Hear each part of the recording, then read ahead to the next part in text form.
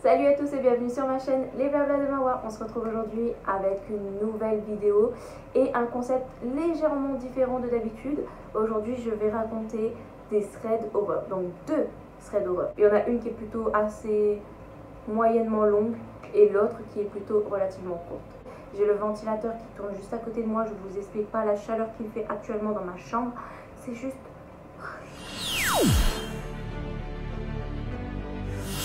L'histoire numéro 1 se passe pendant une colonie de vacances d'une jeune fille qui avait à l'époque entre 10 et 11 ans. Arrivée à cette colonie de vacances, elle partage sa chambre donc avec une de ses amies. Cette amie-là, du coup, se retrouve dans le lit d'à côté. La première journée passe, il arrive le soir, c'est l'heure d'aller se coucher, donc du coup, elles vont toutes les deux dans la chambre pour se mettre au lit. Arrivée au lit, elle commence à s'endormir. Mais la personne principale de cette histoire ne s'endort pas tout de suite.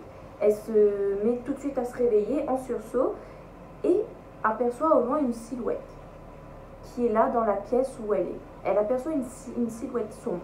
Elle sait que c'est une silhouette humaine, mais est-ce que c'est un homme ou une femme? Elle ne sait pas, elle n'arrive pas à distinguer. Elle est prise vraiment de curiosité, vraiment ça l'intrigue de se dire il y a quelqu'un qui est dans sa chambre alors que sa coloc est à côté en train de dormir dans le lit. Donc ça ne peut pas être elle. Donc elle se met à fixer cette personne-là longtemps, mais vraiment très longtemps. Et à un moment donné, en fait, cette personne se met tout simplement à bouger. Dans l'intrigue, elle se met à réveiller sa copine en lui demandant « Est-ce que tu vois la même chose que moi ?»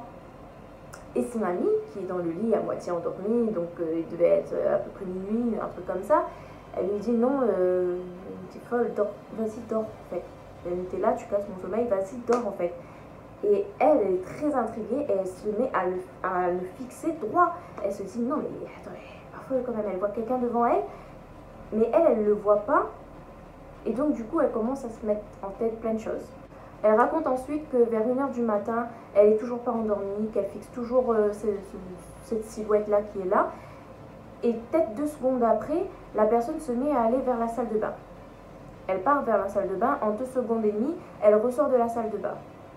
Elle est toujours là, cette silhouette est toujours là. Cette jeune fille-là n'a pas dormi de toute la nuit. C'est-à-dire qu'il était à peu près minuit et demi, 1 h du matin. Jusqu'à 6 h du matin, elle est restée éveillée. Mais totalement éveillée parce qu'elle avait peur et qu'elle ne comprenait pas ce qui se passait.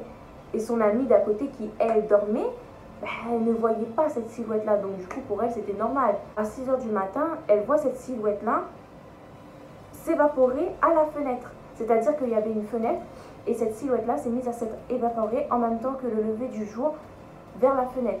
Et à ce moment-là, cette jeune fille, elle se dit, bon, c'est le moment où jamais je me lève, je vais pisser, parce que là, elle n'en pouvait plus, elle avait besoin de faire pipi.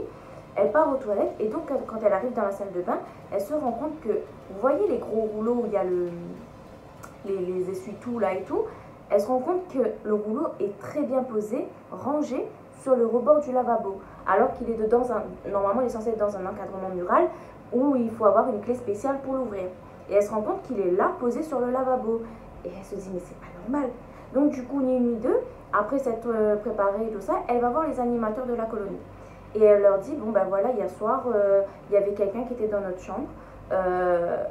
Et on sait pas c'est qui. Malheureusement, ma copine de chambre ne l'a pas vu, mais moi je l'ai vu. Il est entré dans la salle de bain. Enfin, elle lui explique tout. Elle explique tout au moniteur. Et lui dit ah ouais mais non, c'est sans doute d'autres filles qui ont voulu faire voilà, qui ont voulu jouer avec vous et puis voilà, vous faire peur et tout. Elle lui dit mais non, non, non, non, c'était vraiment une silhouette adulte, voilà, c'était quelqu'un qui était là et puis voilà. Ni une ni deux, bon bah vous savez ce que ça donne. Généralement un enfant de 10-11 ans, et je vous jure, ça c'est un truc qui me... Les enfants, honnêtement, on ne les croit jamais. Alors que parfois, très souvent, ils nous disent la vérité, vous voyez. Et donc, du coup, ce moniteur, il ne la croyait pas. Au final, il lui disait, ouais, mais non, mais voilà, tu te fais des soucis pour rien, donc voilà. Elle explique par la suite, dans son histoire, que les moniteurs et donc, du coup, la colonie décident de faire une activité, ça va être du poney. Donc, elle explique qu'elle a son galop 4, que donc elle est habituée à tout ça, et que en rentrant dans la carrière, là où il y a les poneys, où ils font les trucs et tout, en rentrant là-dedans, en fait, elle sent comme si on lui tirait en arrière, comme si on la prenait, on la ramenait vers l'arrière. Et elle dit alors, ben, dans sa tête, elle se dit, mais c'est bizarre, c'est une sensation qu'elle a. Donc du coup, elle ne fait pas trop de cas avec, elle continue à faire sa vie. Et à un moment donné, en fait, elle monte sur son poney et elle sent que toujours il y a cette force qui la tire en arrière. Elle avance, elle nous explique aussi que du coup son poney n'est pas du tout peureux de base, donc du coup voilà, si son poney ne réagit pas, c'est que ça va et tout. Donc elle continue d'avancer et arrive à un moment donné où elle arrive vers un arbre tout simple. Comme elle explique dans son histoire, l'arbre c'est un arbre simple.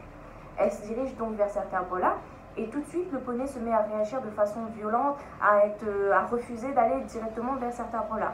Et elle se rend compte qu'au final, ce n'est pas que son poney, mais tous les poneys du coup de l'enclos refusent d'aller vers cet arbre-là, comme s'il y avait quelque chose d'assez effrayant par là-bas.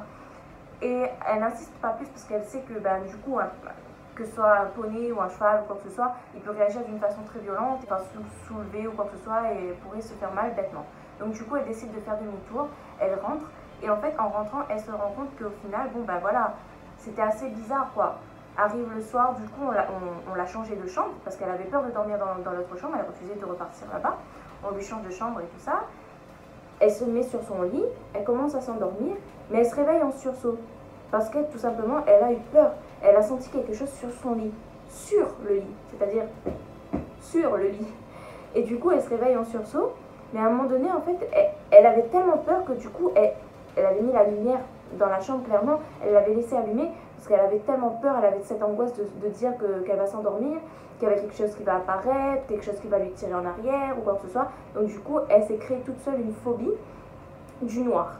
Et elle nous explique par la suite que cette histoire peut-être est pas si choquante que ça pour certains, mais qui pour elle, ça a été une expérience traumatisante parce que du coup, maintenant, à son âge, à sa majorité, elle a peur de dormir dans le noir. Cette jeune fille va bien, mais maintenant, elle est suivie par une psychologue et la pauvre, elle ne dort plus dans le noir, elle est totalement traumatisée.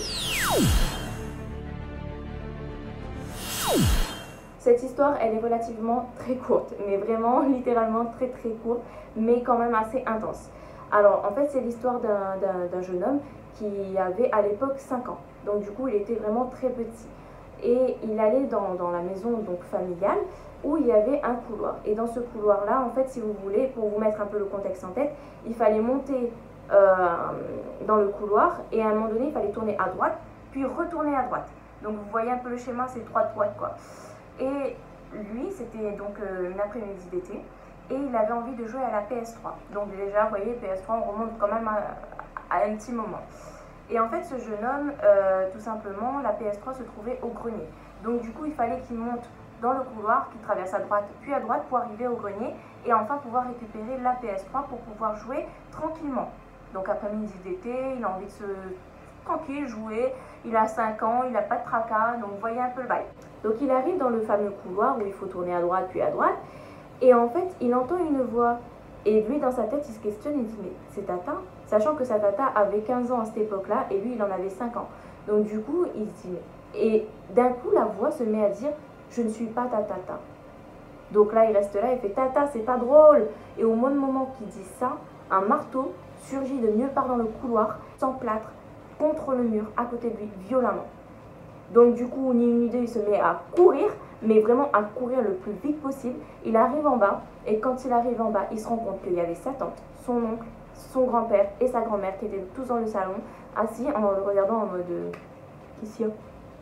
Et donc du coup, depuis, il ne sait même pas qui était là-haut, qui était dans ce couloir-là, qui lui en a voulu et qui lui a lancé un marteau en plein sur lui, quoi. Et heureusement, Dieu merci que ça n'a pas atteint. Et du coup, il nous explique que maintenant, ce couloir-là, maintenant, le grenier ramène à une chambre. Donc du coup, cette chambre-là, c'est une chambre un peu d'amis qu'ils ont rénovée et tout ça. Et depuis, quand il va dans la maison familiale, c'est la chambre là où il dort du coup. Et il explique que maintenant, il ne se sent pas forcément très à l'aise, mais qu'il n'y a pas eu d'autres activités comme il a pu vivre à ce moment-là. Mais j'ai envie de vous dire... Je ne sais pas si vous vous rappelez, mais une fois dans une des vidéos que j'avais faites, je vous avais parlé des poltergeists. Les poltergeists, ce sont des entités qui sont assez intelligentes pour pouvoir canaliser leur énergie dans des objets et les matérialiser pour qu'ils puissent les toucher, les attraper, les faire voler d'une pièce ou quoi. Je vous avais raconté ça dans une de mes vidéos Et il faut vraiment faire très attention quand même à ce genre de phénomène. On arrive à la fin de cette vidéo, j'espère que ça vous aura plu. Moi ça me plaît beaucoup de parler de ce genre de concept qui d'ailleurs a été inspiré du youtubeur Squeezie. Je sais pas si vous regardez un peu ses vidéos, mais moi je l'adore, je suis complètement fan de lui.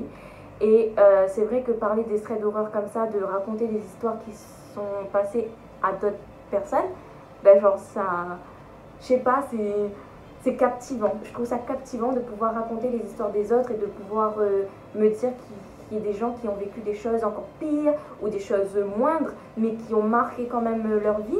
Et donc voilà. Mais en tout cas, moi, ça me fait plaisir de faire ce concept-là. N'hésitez pas à vous abonner si ce n'est pas encore fait, à lâcher un petit j'aime et à activer la cloche pour avoir toutes les notifications dès que je sors une vidéo. Et puis, ben, on se retrouve très bientôt pour une prochaine vidéo. Bye!